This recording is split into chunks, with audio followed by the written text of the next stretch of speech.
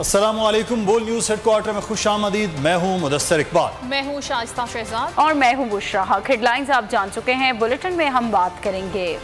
सबसे पहले पाकिस्तान में इंटरनेशनल क्रिकेट की बहाली पर मोदी सरकार के सीने पर तो सांप लौटने लगे। ऑस्ट्रेलिया का दौरा मुलतवी करने के लिए एक बार फिर घिनौनी साजिश घड़ ली। कैंगरूज की टीम के रुकन के खानदान को धमकी आमेज पैगाम भेज दिया। पाकिस्तान जाने पर संगीन नताइज की धमकियां दी गई, लेकिन इस बार भारत को मुंह की खाना पड़ी। पाकिस्तान में इंटरनेशनल क्रिकेट की मुकम्मल बहाली मोदी के पेट में फिर मड़ोर उठने लगी। कैंगरूज ने 24 साल बाद पाक सरजमीन के लिए उड़ान भरी। ठीक उसी वक्त सरहद पार सांप लौटने लगे। इस बार फिर वही हरबाज पाया गया जिसके जरिए न्यूजीलैंड को वापसी पर मजबूर किया गया था। 26 फरवरी 2022 ऑस्ट्रेलियाई टीम के एक रुकन के खानदान को इंस्टाग्राम पर पैगाम भेजा गया। पाकिस्तान जाने पर संगीन नताइज की धमकियां दी गयी। इस तरह की हसास मालूमात तक रसाई और तरसील सिर्फ खुफिया एजेंसी के पास ही हो सकती है, जिससे साफ जाहिर होता है कि इस बार भी ये साजिश भारतीय हुकूमत के पर तैयार हुई। पैगामात के लिए फेक अकाउंट का इस्तेमाल किया गया।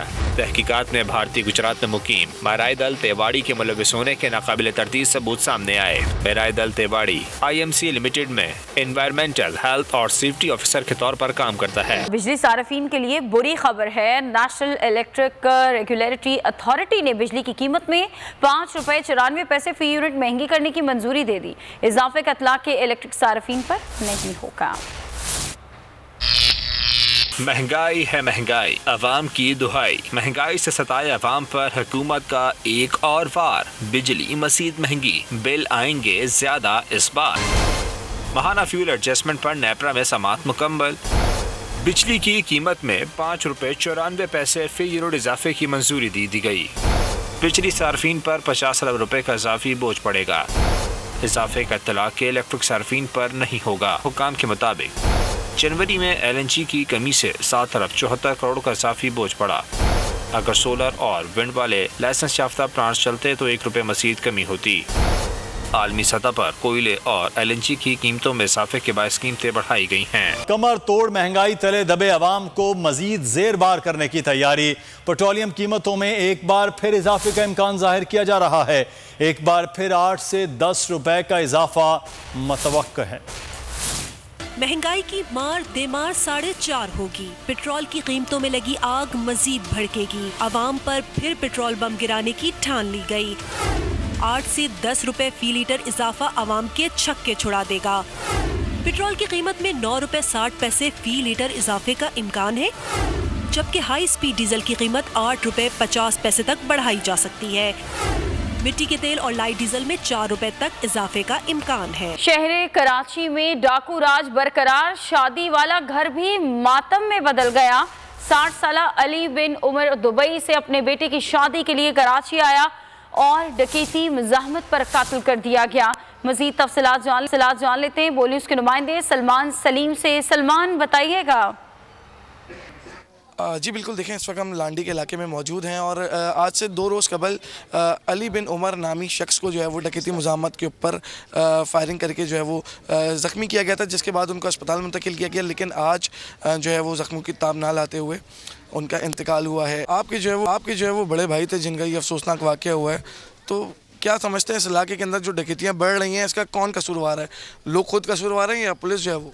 नहीं, देखें, पुलिस नहीं, पुलिस तो गवर्नमेंट के माथे थे। गवर्नमेंट जिम्मेदार है ना। गवर्नमेंट ये जो मामला थे इसको सीधे करें। मैं उनकी 60 साल उम्र हो गई थी। वहाँ पर आउट ऑफ कंट्री में 60 साल के बाद नौकरी नहीं मिलती है, वीज़े भी नहीं लगते हैं, तो वो उनका हो गया था बिल्कुल एंड। तो उन्होंने बस पूरी साल ज़िंदगी करके यहाँ आके अपने बेटे की शादी थी उनकी 25 तारीख को, यानी कि गुजरे हुए 3 दिन पहले। तो वही 21 तारीख को कार्ड बांटने के लिए गए हुए थे इलाके के अंदर। बस निकले तो 2 लड़कों ने रोक लिया उनसे। वो उनकी जमा पूंजी की गाड़ी थी, भाई नई गाड़ी ली थी, कैसा गाड़ी देगा वो? उन्होंने बहस किया, गाड़ी नहीं दिया। नहीं देने के ऊपर वो बोलता गाड़ी नहीं दूंगा। अच्छा, क्योंकि उन्होंने मेरे को बयान दिया है हॉस्पिटल में कि बस मैं नहीं दे रहा था, मेरे को बोला अच्छा नहीं दे रहा ना तो ये ले, गोली मारे और चले गए। इलाका मकीनों का ये कहना है कि गलियों के अतराफ में जो बैरियर्स लगे हुए थे उसको कानून नाफिज करने वाले इदारों की जानिब से हटाया गया। उस बैरियर्स को दोबारा लगाया जा सके ताकि जो घर में मौजूद लोग हैं वो जो हैं वो थोड़ा सेफ रह सके गलियों से बाहर। वज़ीर आज़म इमरान खान रूस यूक्रेन तनाज़े के पेश नज़र आज शाम कौम से खिताब करेंगे। वज़ीर इत्तलात फवाद चौधरी का कहना है कि वज़ीर आज़म रूस और यूक्रेन तनाज़े के बाद मईशत और आलमी चैलेंजेस पर कौम को एतमाद मिलेंगे। वज़ीर आज़म करेंगे अवाम से दिल की बात। वज़ीर इत्तलात फवाद चौधरी ने ट्विटर बयान में खिताब की तस्दीक कर दी। लिखा, इमरान खान आज शाम कौम से खिताब में रूस और यूक्रेन तनाज़े पर बात करेंगे। ज़राए के मुताबिक खिताब में वज़ीर आज़म बढ़ती महंगाई से मुताल्लिक़ भी अवाम को एतमाद बनाएंगे। आलमी चैलेंजेस और माशी सूरत हाल से भी कौम को आगाह करेंगे। अदम एतमाद का वक्त आ चुका है, अवाम का एतमाद उठ चुका है, अब पार्लियामान का उठना चाहिए। वजीर आजम खुद असम्बली तोड़ दें वरना जाले इस्लामाबाद आ रहे हैं। वजीर आजम खुद चले जाएं वरना तहरीकी अदम एतमाद ला रहे हैं। बिलावल भुट्टो ने बड़ी वार्निंग दे दी, कहा जालों का जोश देखकर कठपुतली ने घबराना शुरू कर दिया। लॉन्ग मार्च को दूसरा रोज है और बनीगाला से चीखें सुनाई दे रही हैं। हिसाब देने का वक्त आ गया है, अब तमाशे नहीं चलेंगे। इस PTIMF डील से निकलने के लिए इमरान को घर बेचना होगा कि हुकूमत को खत्म करना होगा कि सिंध के हक पे अगर डाका मारा तूने मारा है, अगर सिंध के गैस पे डाका मारा तूने मारा है, अगर पानी का हक पे डाका मारा तो तूने मारा है। अब वक्त आ गया है, ये तमाशे नहीं चलेंगे। अब वक्त आ गया है, आपको हिसाब देना है। इतना परेशान हो गया है वज़ीर आज़म, बुज़दिल है।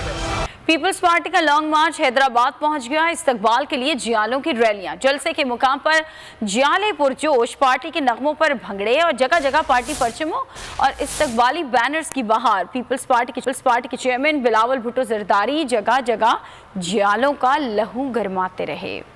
पीपल्स पार्टी का कराची से इस्लामाबाद लॉन्ग मार्च, जियाले पुरजोश। आज सुबह मातली से निकलने वाला मार्च मुख्तलिफ शहरों से होता हुआ टंडो मोहम्मद खान पहुंचा तो भरपूर इस्तकबाल किया गया। शहर शहर पार्टी परचमों और इस्तकबाली बैनर्स की बहार। जलसे के मुकाम पर जियालों के पार्टी के नगमों, भंगड़े। बिलावल भुट्टो पूरे रास्ते जियालों का लहू गरमाते रहे। PTI रहनुमाओं की सिंध हुकूमत पर तनकीद का सिलसिला जारी।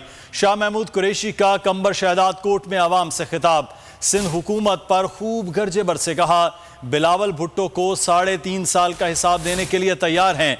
बिलावल बेटा, क्या आप भी 15 साल का हिसाब देने को तैयार हो?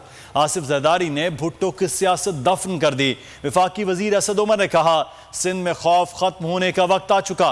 इमरान खान आसिफ जरदारी को सिंध से भगाएंगे। बिलावल चले हैं कराची से और वो जा रहे हैं इस्लामाबाद, जरूर जाएं। मैं आपसे पूछने आया हूं बिलावल बेटा, आप 3 साल का हिसाब मांगते हैं, हम देने के लिए तैयार हैं। क्या तुम भी 15 साल का हिसाब देने के लिए तैयार हो? वो जाली भुट्टो जो भुट्टो साहब के मकबरे को सियासी तौर पर बेचकर अपनी जायदादें सिर्फ पाकिस्तान में नहीं बल्कि दुनिया में बना रहे हैं, जो पिछले 15 साल के अंदर अमीर से अमीर तर होते चले गए और उनकी जायदादों में इजाफा होता चला गया। रूस यूक्रेन जंग के 5वें रोज भी रूसी फौज की यूक्रेन के मुख्तलिफ शहरों में पेशकदमी जारी है। यूक्रेनियन और रूसी वफूद में बेलारूस में मुज़ाकरात का आगाज हो गया है। यूक्रेन ने मुज़ाकरात के लिए फौजों के इनखला और जंगबंदी की शर्त रख दी है। रूस ने यूक्रेनी शहरियों से फौरी तौर पर कीव से निकलने की अपील की है।